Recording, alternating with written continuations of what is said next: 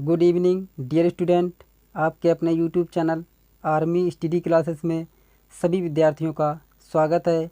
और आज हम इंडियन आर्मी की फ़र्स्ट क्लास लेके आए हैं और फर्स्ट क्लास हमारी जीके की है। और इसके अंतर्गत जो हमारा टॉपिक है वो है भारत के राष्ट्रीय प्रतीक। और प्रतीक के साथ में आपको हर प्रतीक की संपूर्ण जानकारी मिलेगी और कौन कौन से क्वेश्चन बनेंगे, ये सब कुछ आज हम इस टॉपिक में पढ़ाएंगे। और अगर आपने अभी तक हमारे चैनल को सब्सक्राइब नहीं किया है तो चैनल को सब्सक्राइब कर लें और बेल आइकन को प्रेस कर दें, ताकि जैसे ही हम नया वीडियो अपलोड करेंगे उसका नोटिफिकेशन आपको मिल सके और इंडियन आर्मी की आप अच्छे से तैयारी कर सकें। और चलिए अब हम पहला क्वेश्चन स्टार्ट करते हैं। जो हमारा पहला क्वेश्चन है वो ये है, भारत का राष्ट्रीय ध्वज क्या है? तो हमारा आंसर होगा तिरंगा। अब हम तिरंगा की व्याख्या करते हैं। 22 जुलाई 1947 को भारतीय संविधान सभा ने राष्ट्रीय ध्वज तिरंगे को अपनाया था। तो यहाँ पर आपका एक क्वेश्चन ये बनेगा कि भारतीय संविधान ने राष्ट्रीय ध्वज तिरंगे को कब अपनाया था? तो आपका आंसर होगा 22 जुलाई 1947 को तिरंगे को भारतीय संविधान सभा ने अपनाया था। चलिए अब आगे देखते हैं। तिरंगे में समान अनुपात में केसरिया, सफ़ेद तथा हरे रंग की क्षैतिज पट्टियाँ होती हैं, इसलिए भारत में राष्ट्रीय ध्वज को तिरंगा कहा जाता है। ध्वज की चौड़ाई और लंबाई का अनुपात क्रमशः 2:3 होता है। तो यहाँ पर आपका एक क्वेश्चन ये बनेगा कि भारत के राष्ट्रीय ध्वज की चौड़ाई और लंबाई का अनुपात क्या होता है? तो यहाँ पर आपका होगा 2:3। अब चलिए आगे देखते हैं। इसमें सफ़ेद रंग की पट्टी के बीचों बीच गहरे नीले रंग का चक्र बना होता है, जिसमें 24 तीलियाँ बनी होती हैं। यह चक्र सारनाथ में स्थित अशोक स्तंभ से लिया गया है। तो यहाँ पर आपका एक क्वेश्चन ये बनेगा कि तिरंगे में जो चक्र बना होता है वो कहाँ से लिया गया है? तो इसका आंसर होगा आपका अशोक स्तंभ से। अब चलिए आगे देखते हैं। तिरंगे में केसरिया रंग त्याग और बलिदान का, सफ़ेद रंग सत्य, शांति और पवित्रता का, और हरा रंग देश की समृद्धि का प्रतीक होता है। तो यहाँ पर आपका एक क्वेश्चन ये बनेगा कि केसरिया रंग किसका प्रतीक होता है? तो त्याग और बलिदान का। सफ़ेद रंग किसका प्रतीक होता है? सत्य, शांति और पवित्रता का। और हरा रंग देश की समृद्धि का प्रतीक होता है। अब हम दूसरे क्वेश्चन की बात करते हैं। भारत का राष्ट्रीय चिन्ह क्या है? तो हमारा आंसर होगा अशोक स्तंभ। अब चलिए इसकी व्याख्या करते हैं। अशोक स्तंभ भारत का राष्ट्रीय चिन्ह अशोक स्तंभ मौर्य साम्राज्य के सम्राट अशोक द्वारा सारनाथ में बनवाए गए स्तंभ से लिया गया है। 26 जनवरी 1950 में इसे अंगीकृत किया गया था। तो यहाँ पर आपका एक क्वेश्चन ये बनेगा कि भारत का राष्ट्रीय चिन्ह अशोक स्तंभ कब अंगीकृत किया गया था? तो आपका आंसर होगा 26 जनवरी 1950 में इसे अंगीकृत किया गया था।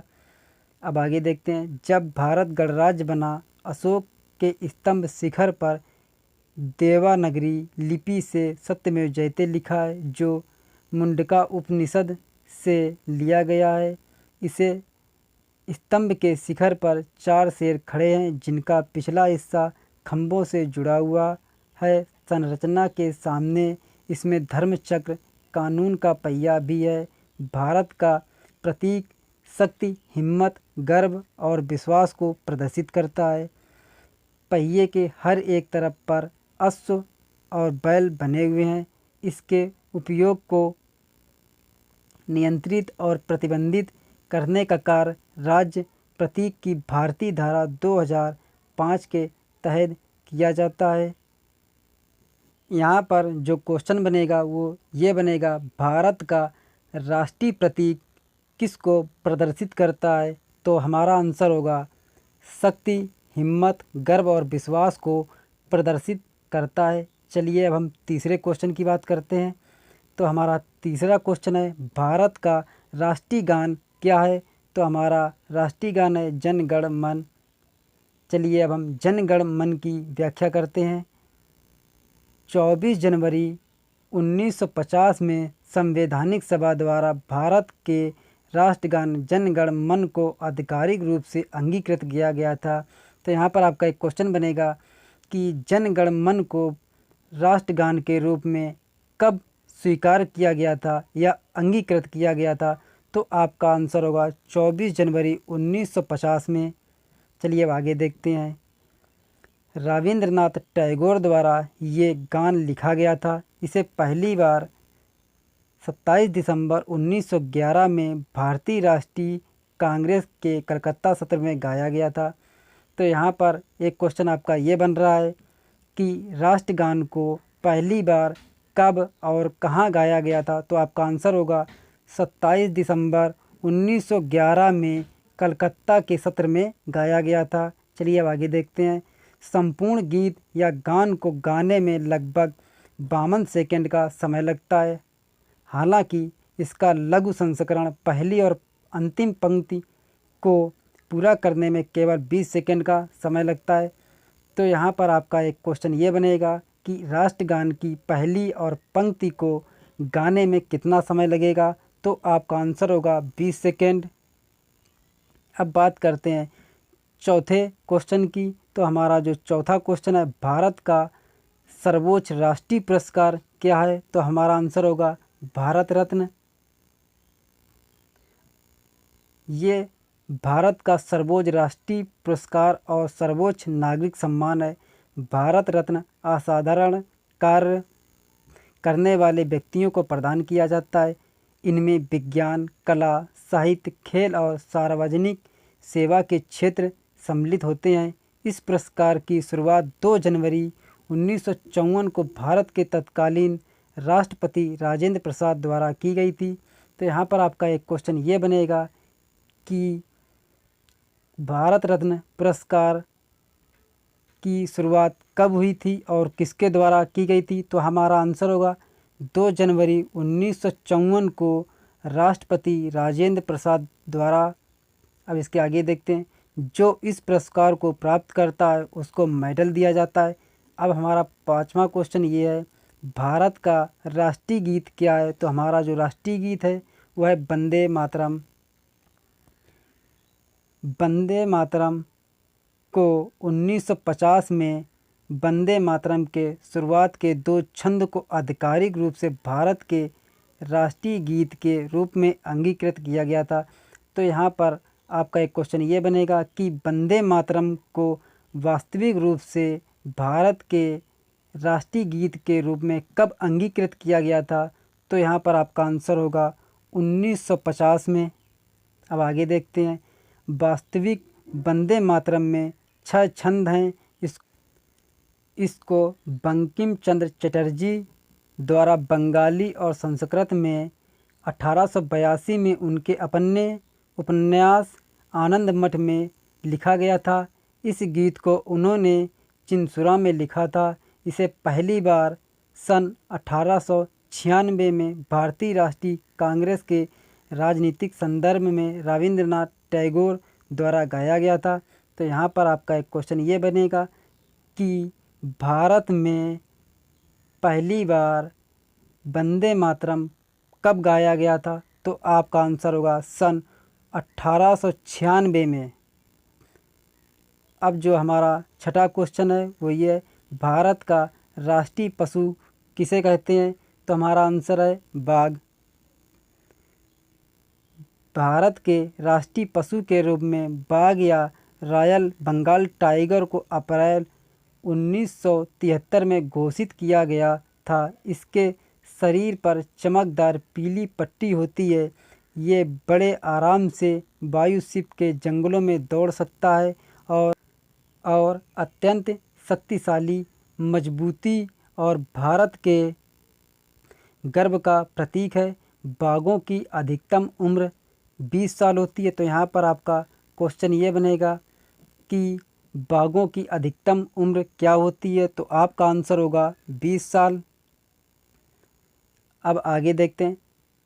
तेज फुर्ती और शक्ति के कारण बाघ को भारत का राष्ट्रीय पशु माना गया है। इसका जंतु वैज्ञानिक नाम पैंथेरा टाइग्रिस है। तो यहाँ पर आपका एक क्वेश्चन ये बनेगा कि बाघ का जंतु वैज्ञानिक नाम क्या है?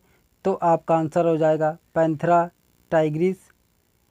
अब बात करते हैं 7वें क्वेश्चन की। तो 7वां क्वेश्चन हमारा है, भारत का राष्ट्रीय फूल क्या है? तो हमारा आंसर होगा कमल। कमल का वैज्ञानिक नाम न्यूलोबम्बो न्यूसीफेरा है।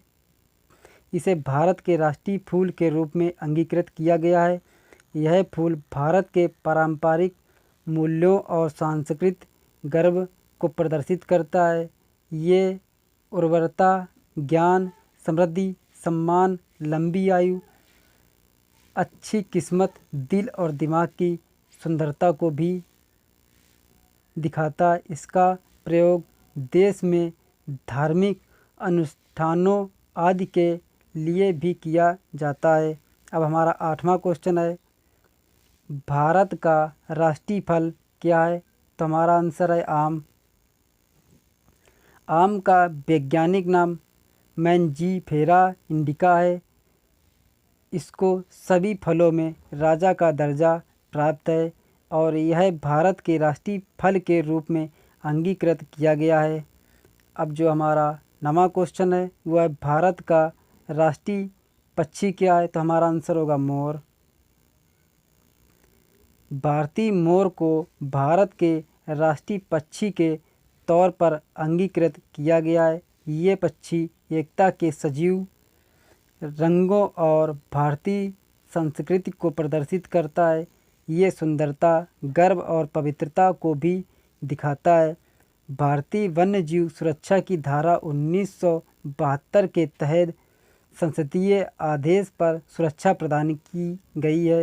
हिंदू धर्म में इसे भगवान मुर्गा का वाहन माना जाता है, जबकि ईसाइयों के लिए ये पुनर्जागरण का प्रतीक है। तो यहाँ पर आपका एक क्वेश्चन ये बनेगा कि हिंदू धर्म में किस भगवान का वाहन माना जाता है?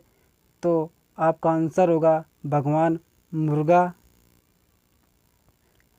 अब चलिए बात करते हैं 10वें क्वेश्चन की।